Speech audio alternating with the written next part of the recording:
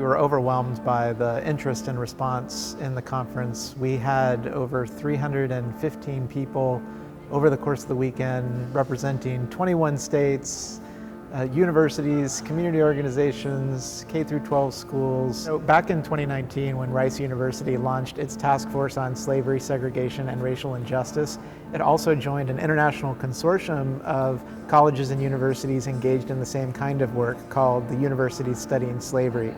And since 2017, the USS Consortium has held a fall research conference most years to showcase the kind of work being done in these institutional histories. This, though, was the first time that a USS conference has been held this far west of the Mississippi. It was the first time that the conference has come to Texas. I suggested that we have a day at TSU because I knew that there would be people from other parts of the country who might not be aware that there is an HBCU in Houston. We had a day at the museum.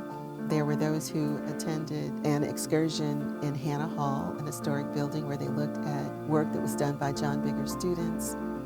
We showed a documentary. I had students in my African American History Survey course, and they were able to present. That we're getting to honor the people who were enslaved and quite literally built this country while their stories are being scrubbed off the internet, out of museums, etc., to be in a community of people who are saying their names, who are putting their names on memorials. I can feel it in my heart how deeply important it is. I think right now schools are facing some significant challenges, and I think just getting together and talking about our work is restorative and empowering for a lot of people. What was really wonderful was the energy you felt after the sessions. The discussions that I had with people who had flown in from different parts of the country, they felt that they had just had the opportunity to drink at a well. They were really thirsty for the kind of knowledge that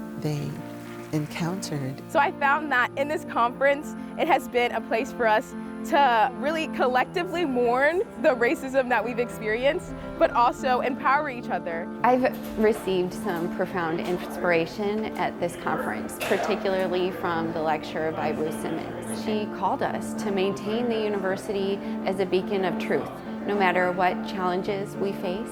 She said that there's a lot of damage being done right now, and the impacts of this are going to continue for we don't know how long. There have been a lot of voices at the conference around courage, and I think that that's a really powerful message right now for a lot of us doing this work, is to persevere and to see the long view and the generational differences that can happen. I think my most empowering part of coming to this conference, my biggest takeaway is that there is no goal too big. So now I know that there's not a ceiling. I shouldn't feel held back by the threat of retaliation because there are so many people who feel the same way I do. The longer that I really study American history, we're all connected.